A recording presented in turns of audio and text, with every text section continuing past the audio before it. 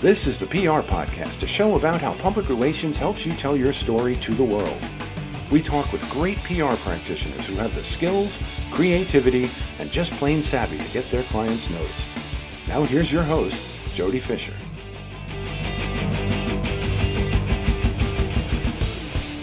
Hey everyone, and welcome to the PR Podcast. I'm Jody Fisher. Thanks for joining us. Well, don't forget to join me on my Instagram Live every Thursday at 2 p.m. Eastern. I jumped on there yesterday. I was totally not prepared, but jumped on there anyway because I want to make a better habit of being on there at 2 o'clock. Because every once in a while, I'm like, oh, I'm so busy, I can't do it today.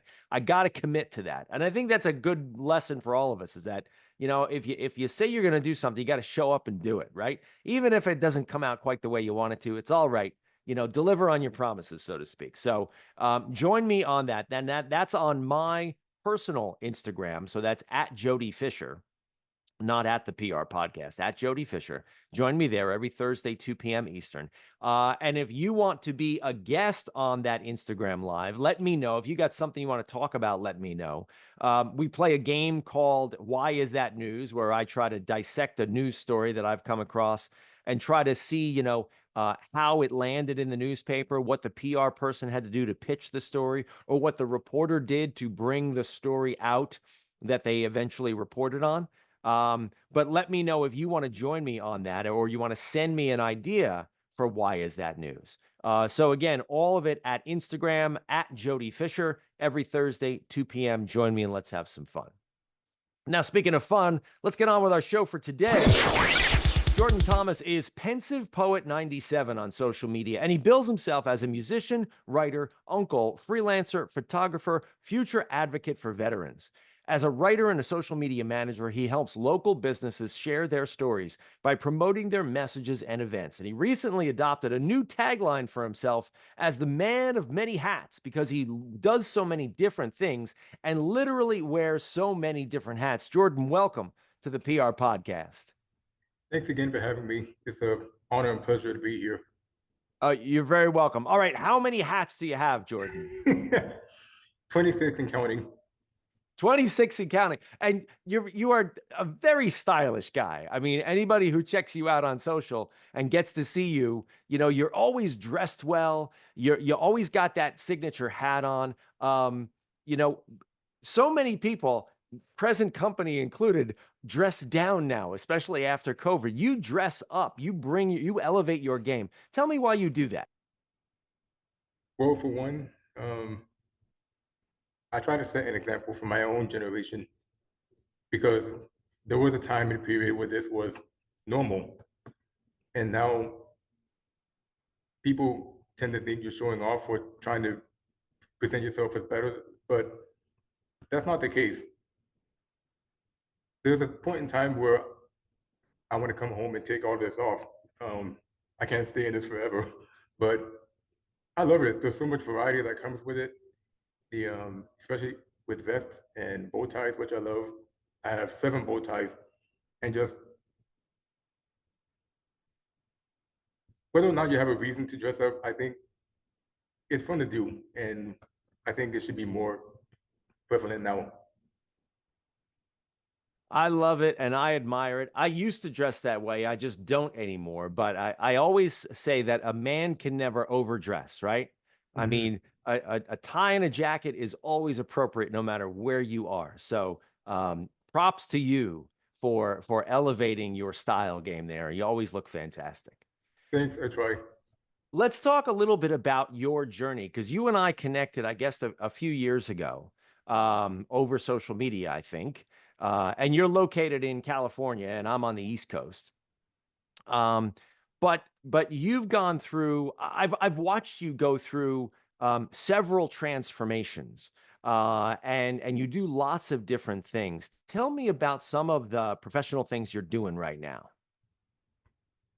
A few things include freelancing, and those services include writing and social media management. My writing journey in freelancing started in the summer of 2022, writing for different online magazines.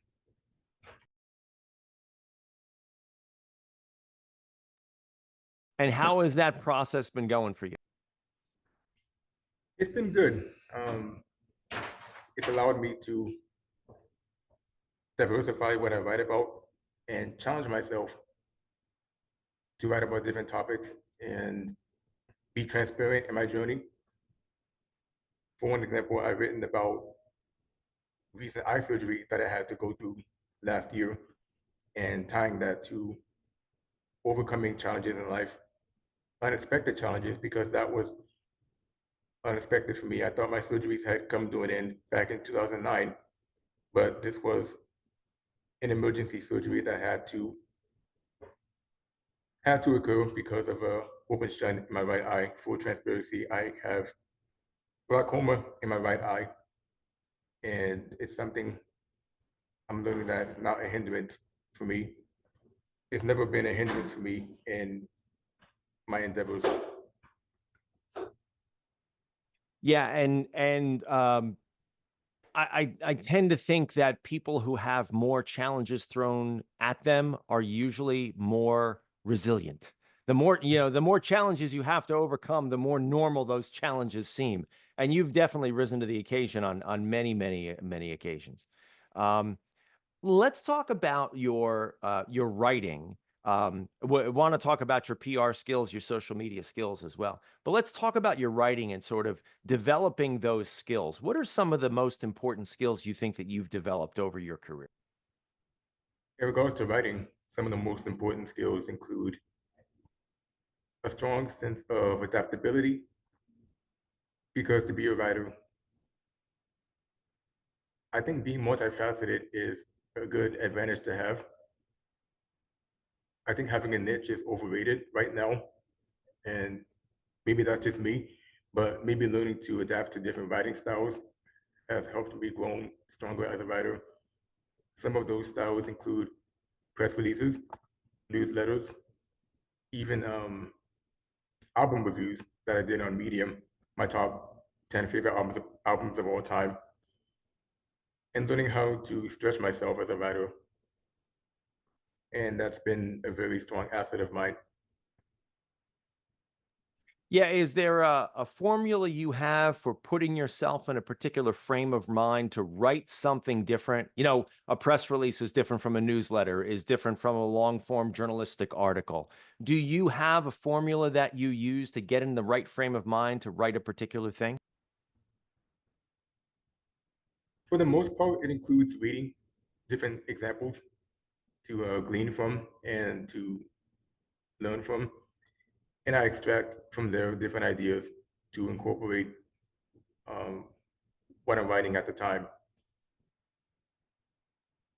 You must draw on different types of inspiration. Where do you get your inspiration from? As far as writers, I have a lot of them, including Henry David Thoreau.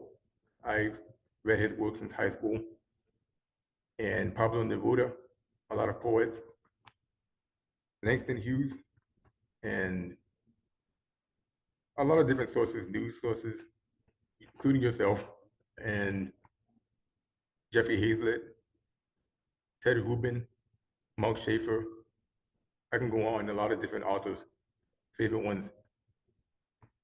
Yeah, those are some great ones. You are also a terrific performer. You're a musician, and you've sung, among many other things, you sung the national anthem at a couple of ball games that I've seen videos of you at. Tell me about inspiration of that kind, that musical inspiration. How did you get into music, and how do you incorporate that into your life? I started in music at the age of 5, along with my twin brother. I don't know if I told you I'm a twin, identical twin. And I didn't know that. Go ahead. yeah, what's funny is we're identical, but we're also born a week apart. He came out first, and I stayed in a whole week. And allegedly, I kicked him out, but I wasn't ready, so I had to stay in another week. And we were born premature, weighing only 1 pound. And the doctor said we had a 30% chance of survival. And that alone keeps me going. it's part of my story. And music has been a long time passion of ours since the age of 5, starting with people like Michael Jackson, Sam Cooke, and a lot of Motown artists. That's what we grew up on, thankfully. I'm thankful to have that solid foundation of musicality and longevity that comes with those type of artists. Those are some good foundational artists. I love them. Um, how did you get yourself in a position where you were invited to sing the national anthem in that way? I mean, that's a rare invite, right? Mhm. The video I posted of me doing it at home on my keyboard caught the eye of one of my teachers from high school, Mr. Bishop, for history. And I guess he sent it over to the people at Quake Stadium because that was the first place I did it, which was the same venue I had my high school graduation. So it's kind of coming back full circle. And they reached out to me asking if I wanted to perform for their game in June 7th. And it was a first responder appreciation night game. So that really meant a good deal to me in doing that. It's great. I've seen the video, and you have a wonderful singing voice, and it's very, very impressive. I appreciate Um, it. but speaking about, inspiration from music, inspiration from art, inspiration in writing, all that funnels back into the inspiration you also bring to your professional life or your public relations life. Let's put it that way, right? Whether you're writing a press release, you're doing some social media. Tell me about that portion of your career and where you are with that right now and what you're working on. So that started in the summer of 2022 with my articles, and that became part of my portfolio, which I assembled and sent over to people here in my local area and writing for them, the local magazines. Thankfully, it went through, and they gave me the opportunity to write for first the Riversider and the Rain-Cross Gazette, respectively. So it's interesting to me that you professionally you set yourself up as a PR person, as a social media manager, but you're also working on the other side of the coin as a journalist as well, doing feature stories like those. Mhm. Tell me about how you manage to do both of those. Obviously, it's a lot of work, but also tell me how you juggle those assignments. I juggled them pretty well. Um, the journalistic side has allowed me to reflect um, to better my interview skills as an interviewer and covering my subject stories and doing press releases is more of contract work. And aside from an internship I had during college, it allows me to balance both being the storyteller in both types of writing assignments. Um, it's been an interesting process and one that I've enjoyed so far. Yeah, and let's talk too about the versatility that you bring. You do so many different things that we've just run down here in our conversation. Um, you are your own boss, right? You are running your own company. Are you incorporated, or do you have your own company, or are you just functioning as an independent consultant? Independent for now. Okay. But I think in the marketplace that we have right now, you probably have an advantage because, with corporations cutting the way they cut and the job market being what it is, you have the ability to go out and find work that suits you, that you can do, manage on your own pace, manage on your own schedule, and really be effective for the people that you're working for, whether you're functioning as a journalist or a PR person or a social media manager or an artist. Um, give us some insight as to how that makes you feel and how you operate. Granted, it's a challenge, I'm sure, but it's probably also got a lot of benefits for It's very empowering, to say the least. And I didn't really grasp this until earlier this year that I'm pretty much my own boss. And it's pretty scary at times because I've gotten so accustomed to being part of a 9 to 5, being in retail all these different years, and initially having a stint with the county. And when that didn't work out, I sought for myself a client that I've been connected with for a number of years. He's in sales, whom I'm currently doing right now with the social media stuff. And I think it came to a point where I got frustrated and got tired of waiting around and initially seeking this thing out for myself instead of waiting to hear back from other people. Yeah, there is something very empowering about being your own boss. I'm a huge fan of it.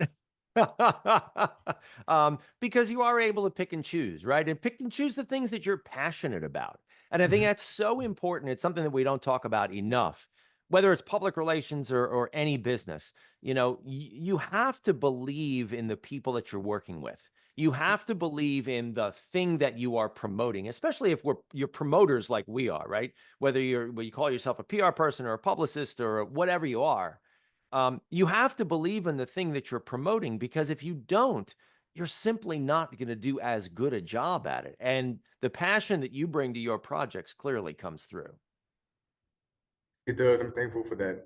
And this whole process has really built up in me a strong sense of resilience that I think is important for my generation to hone early on. It saves us a lot of disappointment and just being resilient and learning how to handle setbacks, learning how to respond and not react. For sure. Now, since you've been in the game, a few minutes here, but you're still at the front end of your career, do you have any advice for young people who might be listening? Let's say they're in college or they're just getting their feet wet with maybe their first job, or they're looking for their first job. Do you have any advice for them? I would say be very strategic in what you're going to pursue, have an idea of it, and go at it with an open mind because this day and age, there's not much stability in the 9 to 5 job market. In this digital creator economy, you have to go out and make opportunities and set them yourself. And the days of waiting around are obsolete. I could not have said it any better. You hit the nail on the head as far as I'm concerned, Jordan. This has been a fun conversation, and I'm so glad you could join us here on the show. Thank you for dropping all that knowledge. It's been an absolute honor. We are not done with you yet, my friend. We are now going to segue now. Rapid fire question portion of our podcast. This is where we steal a page from inside the actor's studio. We ask our guests a series of rapid fire questions meant to elicit a simple answer, maybe a laugh or two. With your indulgence, Jordan Thomas, let's begin with rapid fire question number one. What is your favorite news source? Locally, I stick with the Sentinel Weekly News. It covers my area in different cities in my county. Local is where it's at. Rapid fire question number two. What's your favorite social media platform? I'm old fashioned, so I still call it Twitter, but Twitter X. No, but nobody calls it that other name. Nobody calls it that other name. It's very Very diverse. good. I've been on there 11 years. Rapid fire question number three, Jordan. Coffee or alcohol? Coffee. The closest I'll ever get to alcohol is ginger beer. So Oh, it's ginger definitely beer coffee. sounds good. Yeah. I like a root beer. I will go for a root beer any day of the week. Hmm. Awesome. Rapid fire question number four. Speaking of root beer and ginger beer, what's your favorite on the run food? Bagels, plain and toasted. Nice. Any kind of special bagel you like? No, just plain. Just plain? Oh, just straight up plain. I love it. All right. And rapid fire question number five. What do you want to be after you finish this career? You've already had multiple ones, but go for it. Definitely a chaplain for veterans. And this idea came from volunteering. I volunteer at this convalescent home nearby every Sunday afternoon. And for the longest time, I've had a big place in my heart for veterans, and I aspire to do more for them. Yeah, they've done so much for us, and I've worked extensively with veterans organizations and veterans myself. So thank you for doing that. They really deserve our utmost respect and attention and frankly gratitude. We don't take good enough care of our veterans, full stop. So thank you for doing what you do there. Jordan, this has been a great conversation. Please let people know how they can find you online. So my handle on social media is Pensive Poet 97. And the backstory is I use the word pensive because whenever people talk to me, they say that I look like I'm always in deep thought, which for the most part I am. So that's where that's where it comes from. I love it. You're a very easy man to find because you are all over social media. So we'll look you up, but we'll also put the links in the show notes. And thanks again, Jordan. And thank you everyone for listening. Please remember to subscribe to the show. Connect with us on Facebook, Twitter, Instagram, and TikTok at The PR Podcast, and send us a question or a comment. Our intro is by Christopher Apple. You can find him and his fantastic photography on Instagram at Christopher_APPOLDT. Check him out there and hire him for all your photography needs. You can find me online at Jody Fisher on all the socials and on the web at jodyfisherpr.com. We'll see you next time on the PR Podcast.